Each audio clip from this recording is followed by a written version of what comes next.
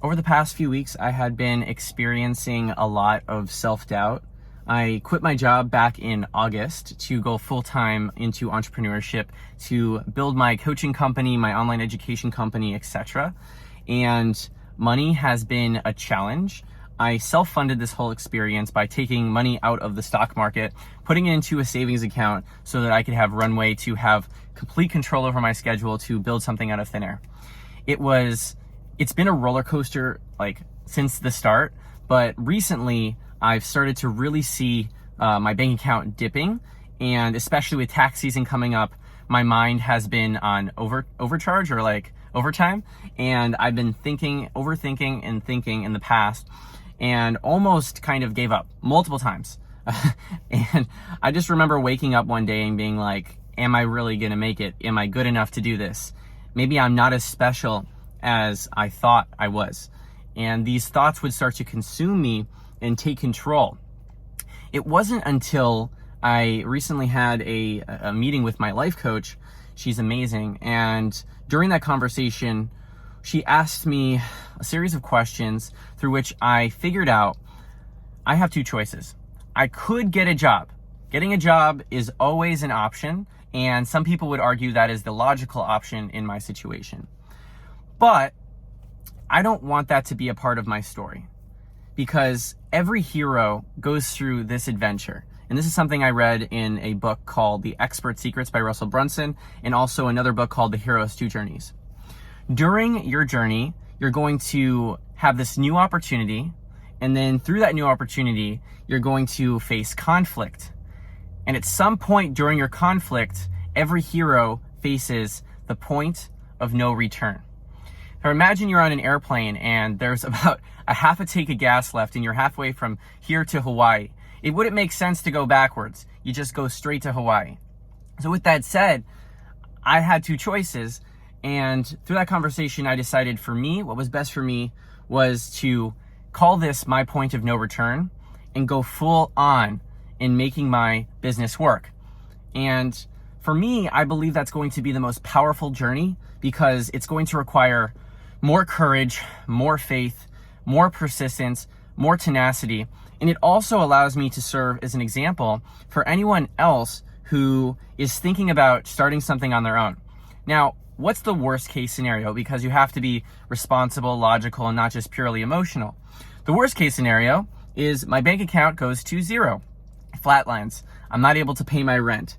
I have to move in back with either, my girlfriend's family, my mom, friends. I have to sleep on couches for a while. The whole point is I will figure it out. If I cross that path and I really went back to zero, here's the thing. I freaking tried. And I would rather have that failure, or that point of failure, if it ever happened, be a point of my story, because that's going to be more inspirational than saying I gave up. And for me, I know that many people watching this be like, getting a job is not giving up. That's the smart thing to do. And it's deeply personal. It's not about having a job in being smart financially.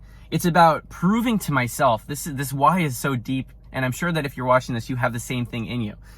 It's not about the money. It's about wondering, am I capable of actually doing this? The question is an open loop that has been plaguing me every single day. Can I do this? And I know I can. If I didn't know I can, I would be getting a job right now. I would be filing for unemployment right now.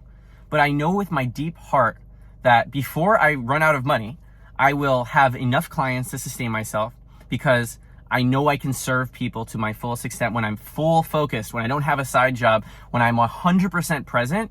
That's when I can do my best work and really, really blow it out of the park with my clients.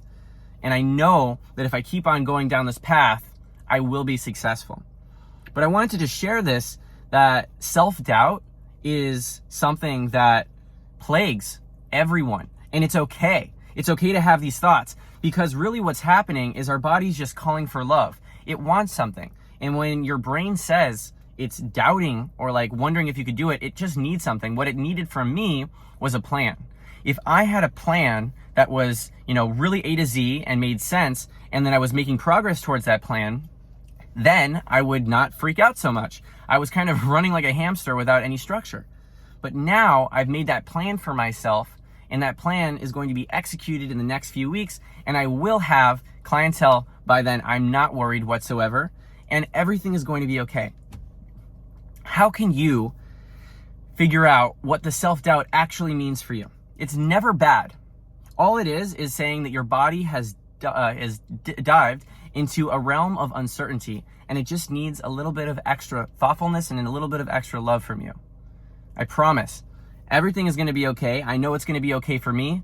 And if you're struggling whatsoever, please, or if this resonated with you, please leave a comment, like this video, share some example or some period of time, or even if it's right now, where you experience self-doubt in your own life. Because I promise we're not alone. The whole world is filled with doubt, especially in the doom and gloom with COVID and everything else happening, and politics and fear-mongering and FUD, fear, uncertainty, and doubt. That's, if you turn on a TV or look at the news, that's what you're going to see. But that's why we have to master our inner worlds. So I hope this message was purposeful and impacted you in some way. I hope you have an amazing day, and I'll see you in the next one.